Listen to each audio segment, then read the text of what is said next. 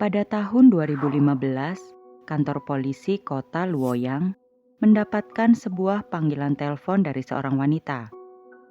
Wanita itu mengatakan kalau sudah 3 hari ini suaminya yang bernama Liang tak kunjung pulang ke rumah. Mendapat laporan tersebut, kepolisian mulai melakukan pencarian terhadap Liang. Mereka mulai mendatangi tempat di mana Liang dan istrinya tinggal. Diketahui Liang merupakan seorang tetua di desa tempat tinggalnya. Kabar hilangnya Liang tentunya menjadi buah bibir masyarakat desa setempat.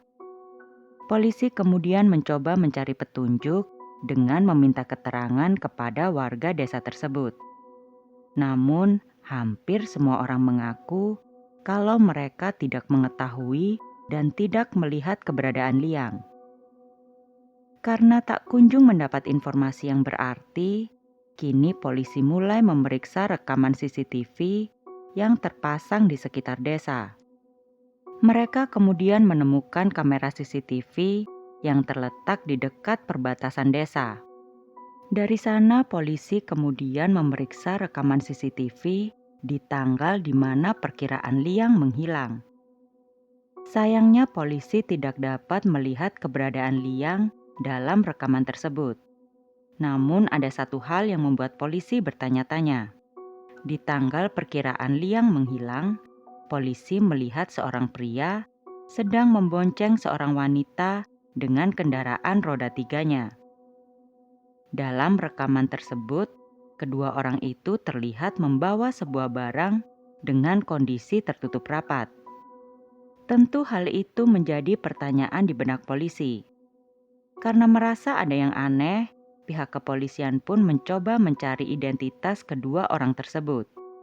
Tak membutuhkan waktu lama, akhirnya polisi mengetahui identitas mereka. Si pria selanjutnya diketahui bernama Dong Yanyi, sedangkan si wanita bernama Li Xiaomei. Kedua orang tersebut merupakan pasangan suami istri. Setelah mendapatkan identitas mereka, polisi langsung memanggil keduanya ke kantor polisi. Dari luar, pasangan suami istri itu terlihat sangat sopan dan kooperatif kepada pihak berwajib. Dalam interogasi tersebut, mereka menanyakan apa barang yang mereka bawa pada saat itu. Awalnya baik Dong maupun Li sama-sama tidak dapat menjawab pertanyaan itu. Sampai akhirnya Dong dan Li mengakui kalau merekalah yang telah membunuh Liang. Pengakuan mendadak itu sempat membuat kepolisian terkejut. Apa yang membuat pasangan suami istri yang terlihat baik tersebut bisa tega membunuh seorang pria parubaya? Untuk mengetahui penyebabnya, kita harus terlebih dahulu mengetahui siapa itu Dong dan juga Li. Dong merupakan warga asli desa pinggiran kota Luoyang. Kehidupan Dong sedari kecil bisa dibilang tidak seberuntung anak lain di desa tempat tinggalnya. Ia berasal dari keluarga yang sangat miskin. Untuk kebutuhan sehari-hari saja, kedua orang tua Dong harus bekerja sangat keras setiap harinya. Sedihnya karena bekerja tidak mengenal waktu, akhirnya sang ibu jatuh sakit dan pada akhirnya meninggal dunia. Tidak hanya itu, semenjak sang ibu meninggal dunia, kondisi fisik ayah Dong juga mulai melemah. Ayah Dong menjadi sakit-sakitan. Namun meski dengan kondisi seperti itu, ayah Dong masih berusaha untuk merawat Dong dengan baik. Tumbuh di tengah keluarga dengan kondisi ekonomi sulit, membuat Dong menjadi pribadi yang sopan dan pendiam. Dong juga dikenal sebagai seorang anak yang selalu menurut dengan apa yang ayahnya katakan. Ia tidak pernah membuat onar ataupun berkelahi seperti anak-anak lainnya. Mungkin di dalam benak Dong, dengan kondisinya yang serba susah, ia tidak mau menambah masalah yang akhirnya bisa membuat ayahnya semakin terpuruk. Meski setiap harinya hidup kekurangan, ayah Dong berhasil membesarkan Dong seorang diri. Tanpa terasa, kini Dong telah menjadi seorang pria dewasa. Umurnya juga bisa dikatakan sudah cukup untuk menikah. Apalagi pria seumuran Dong di desanya juga banyak yang sudah membina rumah tangga. Tentu keinginan Dong untuk memiliki pendamping semakin besar. Namun apalah daya, Dong sadar betul kalau mungkin tidak akan ada wanita yang mau hidup dengan pria seperti dirinya. Dong berasal dari keluarga yang sangat miskin, tidak memiliki pekerjaan yang menjanjikan, serta tak juga memiliki fisik yang rupawan. Dong merasa kalau tak mungkin seorang wanita mau melihat dirinya apalagi menikah dengannya. Sampai akhirnya di tahun 2000, semua perasaan rendah diri Dong itu seakan berubah saat ia melihat seorang wanita yang bernama Lee. Salah satu teman Dong memperkenalkannya dengan Lee. Saat pertama kali melihat Lee, hati Dong sudah berdebar. Entah kenapa, Dong langsung membayangkan sosok Lee yang akan menjadi pendamping hidupnya kelak. Lee begitu lembut, cara berbicaranya juga sangat sopan. Lee bak bunga mekar yang cantik di mata Dong. Namun semua impian dan bayangan Dong itu langsung sirna saat ia kembali menyadari siapa dirinya. Ia hanya seorang pria dengan masa depan tidak jelas yang berasal dari keluarga miskin serta memiliki ayah yang juga sakit-sakitan. Dong mulai mengubur harapannya kepada Lee. Tapi yang Dong tidak tahu, ternyata selama ini Lee juga memendam perasaan yang sama kepada Dong. Sebelum keduanya sempat untuk menyatakan perasaan masing-masing, nasib buruk kembali menimpa Dong. Ayah Dong meninggal dunia. Peristiwa itu seakan menjadi titik terburuk di dalam kehidupan Dong. Kini Dong menjadi linglung. Ia tidak memiliki siapapun. Uang tak ada, pekerjaan tak jelas, serta tak memiliki pasangan, membuat Dong semakin terpuruk. Karena sudah tidak tahan menahan beban hidupnya, Dong berencana untuk mengambil nyawanya sendiri. Namun di saat yang sama, Lee muncul bak seorang malaikat. Lee sangat peduli dengan apa yang Dong alami. Lee mengatakan kepada Dong untuk tidak melakukan hal nekat. Dong juga senantiasa mendengarkan saran dari Lee dan memutuskan untuk tidak mengambil nyawanya sendiri. Sampai akhirnya prosesi pemakaman ayah Dong dilaksanakan. Karena tidak mempunyai banyak uang dan hanya memiliki sedikit keluarga, pemakaman sang ayah diadakan dengan sederhana. Walau begitu, Dong tak menyangka kalau ternyata Lee tetap datang ke prosesi pemakaman ayahnya. Tidak hanya datang, Lee juga ikut menyambut para tamu yang hadir dengan sangat ramah. Di momen itulah Dong sadar kalau mungkin Lee memang wanita yang sudah ditakdirkan untuk menjadi pendampingnya. Tak lama setelah itu, Dong dan juga Lee akhirnya resmi menjadi sepasang kekasih. Walau dengan kondisi yang serba kekurangan, hubungan keduanya akhirnya berhasil sampai ke pelaminan. Kondisi sulit itu menjadi semakin rumit setelah pernikahan mereka. Namun meski begitu, keduanya tetap bahagia hingga akhirnya mereka dikaruniai 2 orang anak yang lucu. Mempunyai 2 orang anak dan Lee yang merupakan seorang ibu rumah tangga tentu menjadi beban tersendiri bagi Dong. Apalagi pekerjaannya saat itu hanya menghasilkan 8 yuan atau sekitar Rp17.000 tiap harinya. Uang itu bahkan tidak cukup untuk membeli susu kedua anaknya. Kondisi seperti itu bertahan hingga 8 tahun lamanya. Di saat semua pasangan di desa mereka mempunyai rumah yang layak, Dong dan Lee hanya bisa tinggal di sebuah rumah yang sempit. Merasa tak bisa berdiam diri dengan kondisi seperti itu, Li akhirnya memutuskan untuk meminjam uang sebesar 10.000 yuan atau sekitar 23 juta rupiah kepada orang tuanya. Uang itu selanjutnya digunakan untuk membeli kendaraan roda 3. Meski hanya seorang ibu rumah tangga, patut diakui kalau otak Li memang lebih pintar ketimbang Dong. Li membeli kendaraan roda 3 itu agar memudahkan mereka untuk melakukan perjalanan dengan muatan barang. Karena tak mau mengecewakan sang istri, Dong kini bertekad akan berusaha lebih keras untuk mencari pekerjaan yang layak. Setelah beberapa waktu, Dong dan Li mulai berpikiran untuk memulai bisnis pakan ternak secara grosir. Jarak antar tempat tinggalnya dan pasar juga bisa ditempuh dengan menggunakan kendaraan roda 3 mereka. Dari bisnis itulah, kini kondisi ekonomi mereka mulai berangsur membaik. Bahkan beberapa waktu kemudian, mereka dapat membeli beberapa rumah di desa mereka. Namun Dong tidak berpuas diri. Ia tetap berambisi untuk mendapatkan lebih. Setelah berdiskusi dengan Li, akhirnya Dong memutuskan pergi ke kota untuk bekerja. Pekerjaan Dong di kota bisa dibilang menghasilkan uang yang tidak kecil. Uang itu dikumpulkan oleh Dong setiap bulannya. Sampai akhirnya, setelah merasa uang yang dikumpulkan cukup, Dong memutuskan untuk kembali pulang kampung.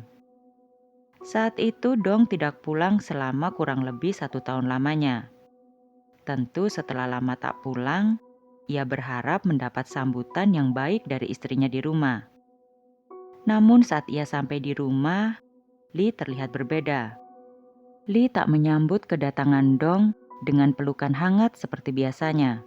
Selain itu, Li tampak menghindari Dong. Dong pun heran dengan sikap istrinya itu. Apa mungkin Li telah berselingkuh dengan pria lain saat dirinya bekerja di kota? Semakin Dong memikirkan hal itu, semakin besar pula amarahnya. Dong mulai menanyai Li. Awalnya Li tidak mengatakan apapun. Namun setelah mendapat tekanan dari Dong, akhirnya ia mau menceritakan alasan dibalik sikapnya itu. Ternyata tepat 1 hari setelah Dong pergi ke kota untuk bekerja, Liang, si tetua desa, mengunjungi rumah Li untuk membeli pakan ternak. Tanpa perasaan curiga, Li pun mempersilahkan Liang untuk masuk ke rumahnya. Namun tidak disangka, Liang saat itu tiba-tiba memaksanya untuk melakukan hubungan badan. Di momen itu, Li tidak berani untuk berteriak meminta tolong karena berpikir pasti gosip buruk langsung dapat tersebar. Apalagi pelakunya merupakan orang yang dihormati di desa. Sudah pasti warga desa pasti lebih mempercayai Liang ketimbang dirinya. Malam itu, Li mau tak mau harus merelakan dirinya diruda paksa oleh Liang. Parahnya adalah, semenjak kejadian malam itu, kini Liang malah jadi keasyikan untuk datang dan meminta Li untuk melayaninya. Hal itu terjadi berkali-kali selama Dong bekerja di luar kota. Li menceritakan hal itu dengan penuh air mata. Sedangkan reaksi yang berbeda diperlihatkan oleh Dong. Saat itu, Dong malah seakan membisu dan terdiam. Rupanya sifat pendiam Dong yang tertanam pada dirinya sedari kecil mulai membuatnya menjadi seorang laki-laki pengecut. Ia beralasan tidak mempunyai daya untuk melawan si tetua desa itu. Liang mempunyai segalanya. Ia punya banyak uang dan juga merupakan orang yang dihormati di desa. Sedangkan Dong hanya seorang pria biasa. Meski marah, Dong tidak dapat berbuat apa-apa. Pada akhirnya pasangan itu hanya bisa menangis dan saling berpelukan. Keesokan harinya, tanpa disangka, Liang kembali mendatangi rumah Li. Tentu niatnya adalah kembali berhubungan dengan Li. Namun Liang tidak menyangka kalau ternyata saat itu Dong sedang berada di rumahnya. Meski tahu Dong sedang berada di rumah, Liang rupanya tetap tidak peduli. Dari luar rumah, ia memanggil Li. Merasa tidak dianggap, akhirnya Dong pun mencoba meneriaki Liang, namun tetap tidak digubris. Dengan gaya sombongnya, Liang malah berkata kalau ia sudah mengincar Li sejak dahulu dan menyuruh Dong agar diam saja. Malam itu lagi-lagi Liang pun melakukan ruda paksa kepada Li di depan mata suaminya. Sedangkan Dong hanya bisa menangis tanpa bisa melakukan apapun. Hati Li sungguh hancur melihat sang suami seakan mati kutu di depan orang yang sudah melecehkan dirinya berkali-kali. Namun Li tidak dapat berbuat banyak. Ia tahu kalau Dong tidak mungkin melakukan apa-apa karena karakter lemah yang ia miliki. Setelah kejadian malam itu, kini perlakuan Liang malah semakin semena-mena. Di satu waktu, saat Dong dan Li sedang tidur, Liang tiba-tiba datang untuk melakukan hal menjijikan itu kembali. Lagi-lagi, Dong hanya berdiam diri sambil menangis. Bukannya melakukan perlawanan kepada Liang, kini Dong malah balik memukuli Li dan berkata mengapa Li tidak berusaha melawan saat ia dilecehkan oleh Liang. Bayangkan saja bagaimana perasaan Li saat itu. Dia menjadi korban ruda paksa Liang dan sekarang sang suami malah memperlakukannya dengan kasar. Karena tidak sanggup lagi menahan semua beban itu, akhirnya Li memilih untuk kabur dari rumah. Dong pun panik karena tidak melihat istrinya di rumah. Ia mulai bingung dan mencari sang istri. Setelah beberapa jam, akhirnya Dong berhasil menemukan sang istri dengan kondisi menangis. Melihat hal itu, hati Dong pun hancur. Ia sadar kalau selama ini tak dapat melindungi sang istri dari jeratan monster bernama Liang itu. Dong menghampiri Li dan langsung meminta maaf kepadanya. Dong juga meminta kesempatan sekali lagi kepada Li untuk membuktikan kalau ia pasti akan membalas apa yang telah Liang lakukan selama ini kepadanya. Melihat kesungguhan Dong, Li akhirnya memaafkan suaminya. Sesampainya di rumah, mereka langsung mengatur rencana. Pertama, Dong dan Li berniat untuk menguras harta Liang. Li meminjam uang sebesar 17.000 yuan atau sekitar 38 juta rupiah kepada Liang. Karena sudah terpikat kepada kemolekan Li, akhirnya Liang pun memberi Li pinjaman tersebut. Tak hanya itu, Li kini juga mulai berani kepada Liang. Ia dan Dong dengan tegas mengatakan kepada Liang kalau mereka akan bercerai. Bahkan Li juga menunjukkan surat perceraiannya kepada Liang. Kini Li menuntut Liang untuk menikahinya. Mendengar hal itu, Liang mulai kalang kabut. Bagaimana tidak, sebagai seseorang yang dihormati di desa, ia tidak mungkin memiliki dua orang istri.